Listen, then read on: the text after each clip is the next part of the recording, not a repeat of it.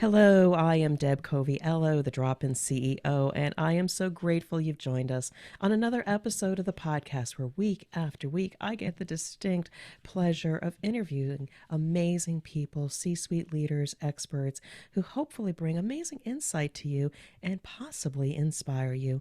And just know I do this work, I share these resources with you because I sincerely want to help the C-suite leader of today and tomorrow to navigate your challenges with confidence. And today, I am so delighted to bring back onto the show Moshe Cohen, who has been teaching negotiation, leadership, conflict resolution, and organizational behavior as founder of the Negotiating Table since 1995, and as a senior lecturer at Boston University Questrom School of Business since 2000. He has worked with thousands of students as well as companies worldwide. And as a mediator, Moshe has worked to resolve hundreds of matters and also coach executive managers and individuals on leading others and negotiating effectively. And we are going to go here. He is the author of 3 books, Collywobbles, How to Negotiate When Negotiating Makes You Nervous, Optimism is a Choice and Other Timeless Ideas, and the Optimistic Pessimist, More Timeless Ideas. Without further ado, Moshe, welcome back onto the Drop-In CEO podcast. Thank you so much for inviting me, Deb. I'm delighted to be back. And Moshe is a thinking partner with me. We have just shoot the breeze numerous times, helping each other out. He's a respected colleague of mine, a prolific content creator. You should capture all of his videos. He just is a wealth of knowledge. But today, we're going to do things a little bit differently. We're going to showcase his work a little bit, but then also I am going to be picking his brain on real scenarios that I have encountered. We have masked the names to, make sure that we don't reveal certain names, certain companies, individuals, but these are real topics I want to talk about. He's going to share his best insights with me, and we're going to go at it and see if we can come to better resolutions. So, Moshe, just thank you. Thank you so much for coming back onto the show. Oh, my pleasure. Yeah, so prolific writer. We and I have been talking about this just a little bit, but you wrote a second book in the last year and a half. Optimism is a Choice. And I just really want to showcase this work. And the reason why is because there is so much negativity into the world, the media, etc., scare tactics when it comes to marketing. And you put out a piece of work about optimism. And I would love to just ask you a little bit and share a little bit the inspiration for this work. So the genesis of optimism as a choice was actually the pandemic. I don't know if you're aware, but we had this pandemic over the past few years, and I found it to be kind of a depressing time. And when we went on lockdown, what I did to just help myself deal with it is I wrote an essay called Optimism as a Choice, and I posted it to my LinkedIn site. It was a short essay, about 500 words. And then a week later, I found myself writing another essay called The Power of Letting Go. And then a week after that, I wrote another one called Finding Joy in the Gloom. And pretty soon, I found myself writing an essay a week. And when we went off lockdown, I took the 61 essays that I'd written during the lockdown and compiled them into this volume called Optimism as a Choice and Other Timeless Ideas. And people who've read the book said that they read it and they feel better, which is a pretty nice outcome from my perspective. It's not just about optimism, it's about just being a little bit more mindful about what we're doing, how we're thinking about things. There's a smattering of things in there, even about negotiation and how we conduct business, about things like delegation for managers. And so it's whatever ideas that were going through my mind during that time. There's a lot of reference to the pandemic because that was the backdrop for it. And then I didn't stop writing essays. So eventually I came up with a second volume of essays, and that's called The Optimistic Pessimist. Now, before we go to the optimistic pessimist, which is a very interesting title, I mean, what did all those essays do for you? How did they help you in the process? Well, the first thing is, I define optimism in a very pragmatic way. Optimism to me isn't thinking that things are better than they are. It's not hoping or imagining that they're going to be better than they are.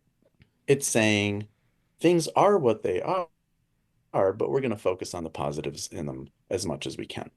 So, yes, it's raining. but look at the rainbow.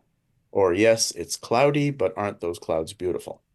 We're not pretending that it's sunny. We're not imagining it's going to be sunny, but we're saying, looking at the situation as it is, where are the positives that we can try to focus? And I Mm. found that given that there is so much stuff going on that I'm not happy with, looking for the positives within that, while acknowledging that it's in this context that is not so easy to deal with, actually makes it better and makes it easier to get through it. Optimism doesn't change reality, but it changes our experience of that reality. And that's what Mm. I found is the major impact of of what I'm trying to do and of the essays I wrote. It's interesting, and I share your belief. I am the eternal optimist. My children have even said to me that one of the things they've taken away from me is that I always see the good in even the bad. I mean, even right now, my daughter, she's getting ready to graduate from architecture, and she's applied to a graduate program. She has gotten into the University of Kentucky. She has gotten into the University of Cincinnati. Kudos to her. She did it all on her own. She was a top student. The downside is what the program at UC was not the exact program that she wanted, and she's fighting like heck to get into the actual program that she wanted. So she's down on herself right now. But I'm just saying, thank goodness you have two choices. You have choices. And that's the optimist in me. So I thank you for spending time there because again, like I said, for my listeners here, there are so many bad things happening in the world. We cannot change that reality, but if we just kind of take a different view on things and look for the good, it might actually change our perspective. But let's go into the next book. Go Well, ahead, please. Yeah. the other thing to blend into that, which is very closely related, is gratitude. Yeah. I gotta say, I feel grateful for so many things all the time. And I remember, a few months ago, I was driving with my dad somewhere, and we hit every red light possible. And I turn to him and I say, I guess we have more time that we're spending together. And, to be able to frame this as an opportunity for us to spend more time together rather than as a frustrating experience of having to stop at all these red traffic lights, that changed my experience of it. And remembering to look for not just but the positives, but also the the things to be grateful for. Mm. And, the little things that we can do to make a positive difference. It's funny. I can reflect on that same thing. I'm laughing a little bit inside. I actually wrote an article called "The Red Light Day." When hitting every single traffic light, despite my frustration and haste, I knew I was just not going to get there on time. So when one finally accepts their reality, going to get there when I get there. And I bet you there's a reason why life is slowing me down. There's got to be a good reason. That's a signal from the universe. But the third book, The Optimistic Pessimist, more timeless ideas. Again, tell me a little bit more about the inspiration for that book and the interesting title.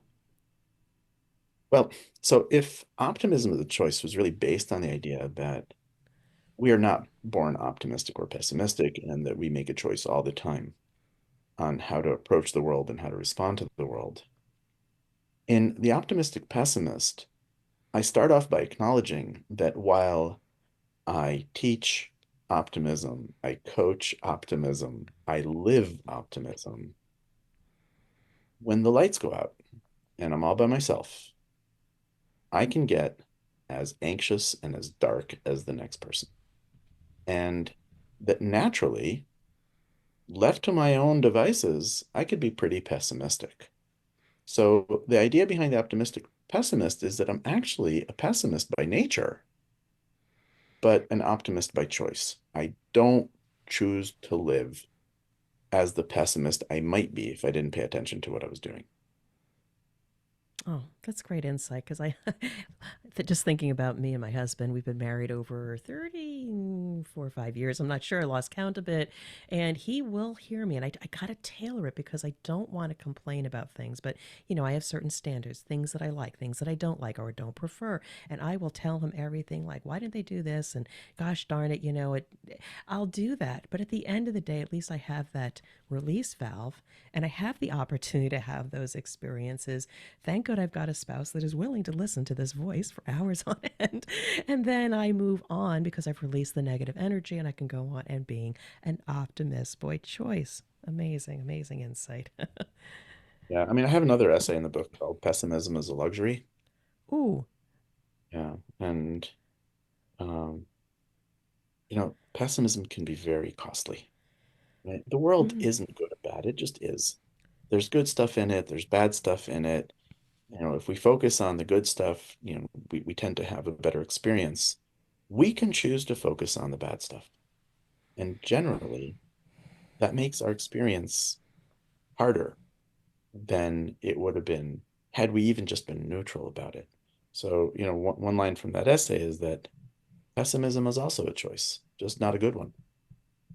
Mm. It doesn't help us get through the difficulties. Look, like life can be very hard, right? We get all sorts of things that we have to deal with in our environment, in our personal lives, at work, and that's not up to us. What is up to us is how we approach it, and we can go negative, but generally we're worse off for it. So, it's not my I love favorite the choice. I love the theme here is it's life is all about choices. We have choices to be how we want to live, both either an optimist or pessimist. And I think that goes through and through when it comes to our interactions with other people, whether in our community, our family, in business. We can choose what the outcome is and then try to learn those skills and techniques, either optimism or others, to create the best experience. So, Moshe, I know we could go on and on about this stuff, but the real reason why I wanted to bring you on today is, and you need to tell me where I need to send this invoice, is I drop in into organizations, and while I'm often brought in to work a particular technical issue, along the way, there is a point, either at the beginning, middle, or end, where they themselves are having issues with themselves, with other employees, etc. And I really think that what you do, negotiation or mediation, and those techniques might be able to help me either affirm that I handled it the right way or give me or my listeners an idea as how to handle difficult situations. So, are you up for the challenge? I am. And just a caveat, there is no right way, right? Okay. So I'm happy to share some thoughts and ideas, but generally, there's more than one way to approach a situation. And even if you use the same technique on two different situations, it might work great one time and might completely backfire another because people Mm. are unpredictable. It's not deterministic, right? Everything in life is statistical that way. Like what we do improves the odds of things going well, Mm. but there's no guarantees. Okay. So I never know if I'm going to get it right, but all I can do is try something and see what the outcome is and learn from it. Okay, so here's my first scenario. And again, I had the good fortune of dropping in to a business where and working directly for the CEO. I had the opportunity to help fix and improve things within their operations. But along the way, the person has a star player on their team and they were lockstep delivering on the strategy. Everything was good. But then I don't know what changed along the way. But the CEO started seeing this individual as not being transparent, not communicating, or if they did communicate, it may be slightly passive aggressive behavior, conjuring up this feeling of there's something wrong with that individual. I can't communicate. I'm not sure I can work with that. And Deb, could you mediate a little bit and listen to both sides? And I will say, up to this point, they were probably not communicating very well, sending emails back and forth, and the relationship was deteriorating. And it was so critical to assure that this relationship was sustained because of the nature of their work on behalf of their clients. So, in that situation, when you see this thing breaking down, what are your thoughts on how to maybe mediate or resolve these relationship issues? I'm just curious how you might deal with that. Yeah. So the first thing is I would say, most people don't have the opportunity to engage someone like you or a mediator to help them resolve the situation. They have to resolve it themselves. So let me first answer it from that point of view, right? Okay. If it's just the CEO dealing with this person, what are some things to think about? And the first thing I would think about is what is my contribution as the CEO to the situation? What am I doing that might be causing this person to react to me in certain ways, or might be setting up the environment in which all of this is happening. And so the first thing is try to look at yourself, because generally situations are created because more than one person is contributing to them. If I can try to take an objective look at what am I doing? The second thing is, we have our perceptions of the situation, but we also have the facts of the situation. And very often we don't do a good job distinguishing between those two. Right? I might be perceiving this person as behaving in a passive aggressive way, but that could just be my perception. A really good question to ask us ourselves in life, and I wish more people asked it in many settings, is what do I actually know? So you can write down your actual observations, not what you think this person was doing or what you think they were thinking, but what they actually said or did that you want to address. Right? The second thing is when you're communicating with them, the first thing is you want to share your vision and talk about your common goals because you have a lot in common. You both, let's say, want the product or the company to succeed. You both have some things that you're excited on that were working on together and that you're both hoping go well. Next, I would say more importantly than anything else, ask questions and listen. Try to get this person's perspective. And, it's so hard to do that without feeling defensive. But no matter what it is you hear from them, you got to give them the floor and you got to be curious. You got to be empathetic. You have to focus on understanding them before you can do anything else. Then that puts you in a position to share your observations with them, to say, here is what I'm observing. You don't have to like what I'm observing. You don't have to agree with what I'm observing, but this is what I'm observing and give them an opportunity to absorb it and to respond to it. Just a couple more thoughts on this. You want to ask for their help in solving the problem. You want to state our mutual goal is to work well and deliver. Right now, things aren't going as well as I'd like them to from my perspective, and I've heard XYZ from you. Um, I need your help because if there's an issue between us, I can't fix it myself. We need to work on it together, make them a partner in helping to solve the problem. Um, you have to continually go back to your values, your um, your expectations, and then finally, if none of that works, you need an exit plan because if there is something where this person is at this point so frustrated that they're going to sabotage whatever happens, at some point you need to think of a way out of it. So this, I am so grateful for this conversation, and I'm experimenting today, just kind of picking your brains because again, I know that there are people out there that may be experiencing the same thing. I love your insights about the perception versus the reality because when there is an information void, people fill it up with their perception or fiction. And the other thing I really love, and I do this, is establishing common ground because there is an impasse perception, misunderstanding, etc. But if we can just kind of as an icebreaker say, okay, we all are here today in service to our customers, and it's important we have a good working relationship. It just takes the energy, the anxiousness of the moment down just a little bit. And I'll have to say a lot of what you say is true. The perception versus the reality. Once we got the two people speaking to each other, I believe they heard each other and there was an agreement and a give and take about what might each do differently and also what did they each own in this. But it was only through the good graces of the CEO realizing they needed a mediator. And so the value Mhm. of a mediator in difficult situations such as this.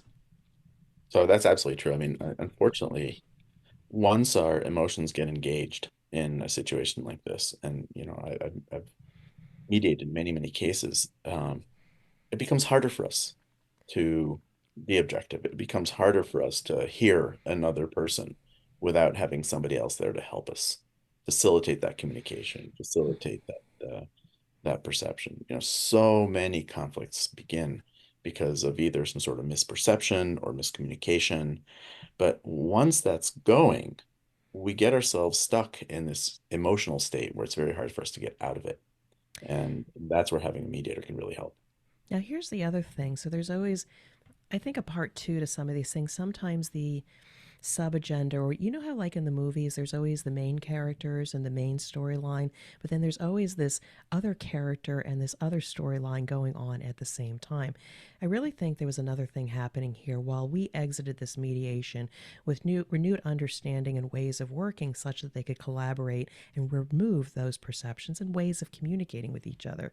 Ultimately, this individual, one of the individuals, left the organization. So I can only wonder, while there, it was manifesting in a way of maybe passive aggressive behavior, poor communication between both entities. Might this person also be themselves thinking about exiting the organization? And so their perception was up and trying to create a reality of like, well, the CEO does this and the CEO does that, when really they're just kind of buying time to realize that maybe it was time for them to move on to a different role. So that was an interesting thing that happened even after this mediation when one person decided to go in a different direction.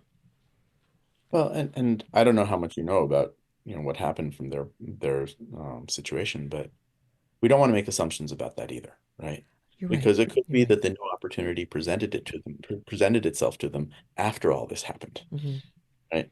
Or it could be that even though they had this conversation and even though they had a path forward, they were still feeling hurt, or they still felt like they lost trust in the CEO and they just couldn't get over themselves and move on from it. Letting go and moving on is something we all know we should do, but is Mm-hmm. also incredibly hard to do. And sometimes, with all the good intention in the world, people just keep coming back to the hurt. So you Mm. just don't know what happened. Okay. All Or right. at Well, least I thank don't. you for that. Again, I'll learn for next time, but I really love your insights that you shared again on how to manage a difficult relationship and how to mediate or come out with a better outcome based on what do you know versus simply perception. But I'm going to pick your brain again because I have another situation I'd love to talk about. And I haven't yet Well, had the opportunity to directly work with them. But, anytime somebody direct messages me and says, hey, Deb, I want to talk to you, I give them my time. I want to build a relationship, whether I ever work with them or not. It's about mhm. that first impression. We're connecting with humanity. I give them the best that I can. I hope I can work with them, but this situation is very, very interesting. A CEO reached out to me, very kind person, very empathetic, open person, and they are working with a business partner. And the merger of the two business partners creates a very significant business entity. The CEO appears to be non confrontational, and information is bubbling up through the organization that the other business partner is behaving in a way that is causing stress and anxiety, potentially toxic as perceived by other people. And the CEO is at a place where they know they have to do something, but seems to delay. Seems to avoid, but they know that they do have to confront. So kudos to them for knowing that something needed to change, but they're at a crossroads now, and I'm wondering what might you advise going into this to try to resolve what I'm feeling. Again, somebody knows that one is toxic or perceives they're toxic, but is not willing or has not addressed it. So much to say about this. Yeah. The first thing is that too often people who are described to me as calm and kind are also incredibly conflict averse. And, constructive conflict is actually something that's very healthy in an organization. And people who are incredibly conflict averse will very often cause some damage to the organization by not addressing things that need to be addressed early enough because it's just uncomfortable. A lot of people don't like conflict. And because of that, this situation might have been allowed to develop and persist for a lot longer than it should have, and there could be some damage in the organization. The second thing is uh, culture within an organization matters incredibly much. And by allowing this partner to be the way they are, potentially it's creating a culture of fear, a culture of anxiety, a culture of distrust within the organization.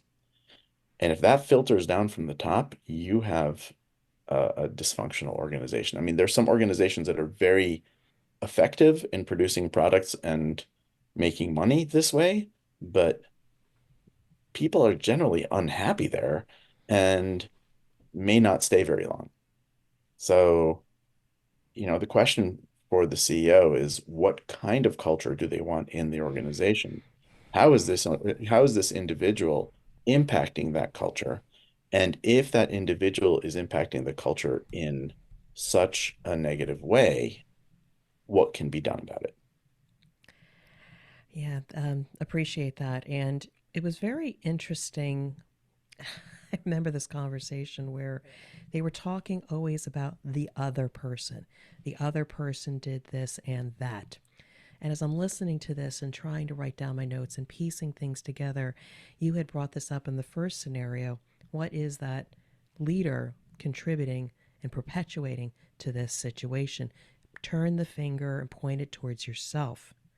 What can you do? What can you control that might deal with the situation in a different way? Yeah. And you see, sometimes this is done on purpose, whether it's stated or not, where you have a very conflict averse CEO who is not addressing tough issues in the organization. And they have, for instance, devolved that responsibility to their COO, who has to do all the heavy lifting. And while they're uncomfortable with how the COO is doing it, they're also not taking responsibility for managing those tough issues themselves. Right. And that's where the point the finger at yourself comes in. You know, those, running an organization involves doing some things that are uncomfortable. You have to give people harsh feedback. You might have to fire or let go people. You might have to push people to work really hard. I mean, running an organization is difficult. And by being the nice, kind, caring person, the CEO might have absolved themselves of doing all that heavy lifting and really made the COO doing it. So they might still have legitimate issues with how the COO is going about this. And I'm not saying it was a COO, but I'm just using that as a stand-in. Um, and I think it's important for them to have a conversation about how to do this. But there also might be leaving that COO out there in the wind to dangle and figure it out on their own. So they need to, step up on this. So I will say, and you picked up on that, that dealing with the difficult situations was cascaded down to another person in the organization, and that person was feeling an exceedingly amount of stress. And so, what I would love to say about this is that for anybody listening, if you don't know how to handle a difficult situation or conversation, it is an imperative skill to learn at some of the things that Moshe has talked about. When it's, if you have to go into a difficult situation, certainly see the outcome that you want to achieve from it, but also think about establishing common ground and goals. It takes things down a notch. Yeah, you're sugarcoating things a little bit. You're easing into it, but if you can get some common ground with somebody and realize you're here for the same purpose, you might be able to start sharing data and information versus perception, and move the conversation forward. And you need to build these skills as a leader. Absolutely. We need to also be a little careful because some of this might be down to communication style, Mm-hmm. right? So sometimes, for example, if you have someone who's a very direct communicator, they might come off as overly harsh or toxic to someone who is a very indirect communicator. And if you have someone like the CEO who's more of an indirect communicator, is uncomfortable when somebody just kind of blurts things out the way they are, and you have this other person who's more direct and will, let's say, give people blunt feedback, that might be perceived both by the CEO and by the rest of the organization as toxic. And by the way, I think we use that word way too much, right? Anything we don't like, we label as toxic. We're really becoming like overly labeling things. Let's stop labeling things. Let's start describing them using actual observations. Here's what I observed you did. Here's what I observed the impact was. Those are things that we can talk about. Those are things we can disagree on and discuss and figure out how to resolve. You are a toxic individual. There's nothing to do about that. Like no one can respond to that in any sort of rational way. Except escalate the emotions and you're not going to get anywhere. Great advice, and I do hope that leader at some point comes back and allows me to support them, or I know exactly the person, Moshe Cohen, who might be able to facilitate those conversations. Let me just hit one more scenario, and this is more on an individual basis, and I have had to get over this myself, but when it comes to negotiating on one's behalf, or AKA self advocacy, sometimes people have a challenge doing that when it comes to negotiating a work life balance, whether it's salary, whether it's a promotion, whether it's a seat at the table. Negotiating for oneself is a challenge. And I know there's a lot of people out there that maybe still struggle. So when it comes to negotiation for oneself, for what they want or need, what are your thoughts on how to approach this? Sometimes it is fear, sometimes it's other things. So, this is really everything that Collywobbles is all about, right? I mean, the full title of Collywobbles is How to Negotiate When Negotiating Makes You Nervous. And, I could tell you some ideas, some tips, some skills to do this, but I think you focus on the right thing. It's not that people don't know what to do, it's they're getting in their own way and preventing themselves from doing it. And one of the main things that stops us from doing it is our fear. When we're thinking about these negotiations, typically there are three levels of fear that we look at. One is a fear of tangible hurt, right? If I confront this person or if I ask for this, I might get fired, right? Something bad will actually happen. The second fear is fear of relationship damage. I'm not really worried about being fired, but now my boss won't like me anymore. And the third one is emotional pain, right? I'm going to ask my boss for a promotion and my boss is going to burst out laughing and I'm going to feel terrible and run home crying, right? Those are very, very strong fears and they're present in many negotiations. And what they cause us to do is, first of all, avoid. If I think something's going to hurt me, I'm going to look to avoid it. And then very often, if I decide, okay, finally I'm doing this, I'll rush through it because I'm so uncomfortable the whole time. And I might give in or give up on my outcomes or even not ask for what I was really going to ask for out of the fear that I might create some of these outcomes. So in terms of assessing your behavior, one of the things you want to do is look for signs of avoidance, signs that you're rushing through things, or signs that you're prone to downplaying your requests. And those are signs that you're acting out of fear.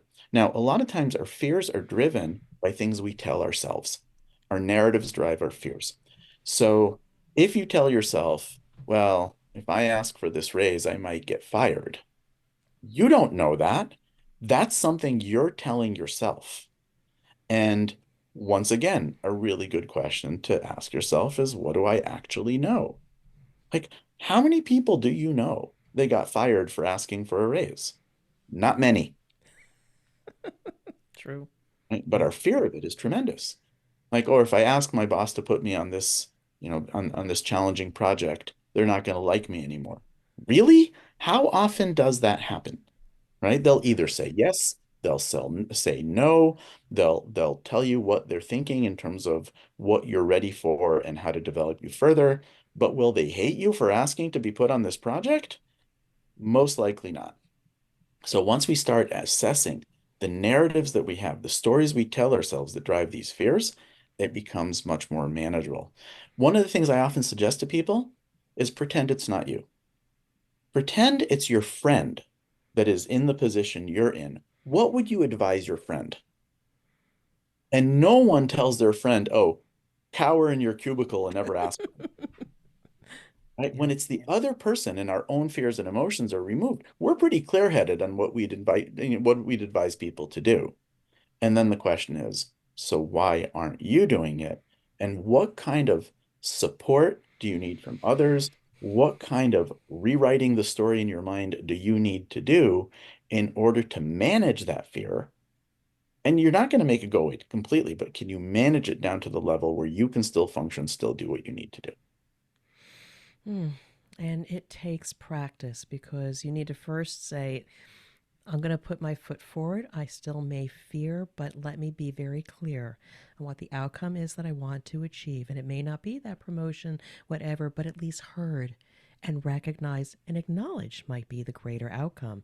And if not this situation, promotion, or what have you, might it be that you actually succeed in communicating your value and then maybe something else comes from it? So people fear the negativity of failure. On the other hand, anytime you've asked for something, think about the actual percentage. You're probably 75 to 85% get what you want. And once I started painting that narrative for myself, it eased the fear. The fear is still not there, but I go in a little bit more confident knowing I might actually succeed. And as I said, fear is an emotion and humans are emotional. A lot of times people say, oh, let's leave emotions out of it. I don't know how to do that. But can we be aware of them? Can we manage them in real time so they're still there, but they're not driving the bus? I think we can do that. Mm. Um, we could go on and on, though. I'm going to just maybe squeeze in one more question because I'm certainly curious because you've done a lot of work in the area of mediation and negotiation, but society is changing. Maybe in the last 5 years, 2 years, whatever. I mean, I'm just curious about what are some trends that you are seeing that are rising to the top in society or business or what have you that maybe we can learn from it and maybe prevent the need for having to negotiate or a mediator. What can we do differently? What do you see? So, although I'm an optimist, I look around and I see some things that make me profoundly unhappy. Hmm. One of them is I think we've forgotten how to talk to each other. We've forgotten how to talk to particularly people who have different points of view than we do. We've lost our curiosity. We've lost our empathy. We tend to approach people with judgment, with all of these polarization that's going on. We tend to demonize people. We go straight to outrage when someone says or does something that we either disagree with or don't understand. And we need to get back to actually having conversations. I love the Ian McLaren saying that we should be kind, for everyone you meet is fighting a hard battle. And we need to remember that. And we need to be curious about what's going on. That doesn't mean we have to like everything we see, but before we rush to judgment about what people's motivations are or what these people are like, why don't we engage them in conversation? Ask them questions, try to learn something about them, be curious, be empathetic in the sense of trying to understand where they are. And then we can still disagree. But now we're disagreeing with real people and we're having real conversations. I think that's what we need to get back to. That's what I teach my students to do. That's what I teach my kids to do. That's what I try to do myself as much as I can, even with people that I disagree with fundamentally on, some issues or an issue or another. So, Moshe, I can check the box that this podcast interview satisfied great insights as well as inspiration. And you've got also a really great voice. So, hopefully, my listeners found it soothing, calming, but very relatable. And they can take all of your insights and apply them and venture out and be more of an optimist, knowing that if we can just connect with people and communicate better, we might not have to get to a place where we need to negotiate or need a mediator. But I would love my listeners to connect with you, reach out to you. Want to give you the floor one last time to share any last insights or how can people connect with you? So, as you know, I'm very active on LinkedIn. Just look for Moshe Cohen negotiation and I pop right up.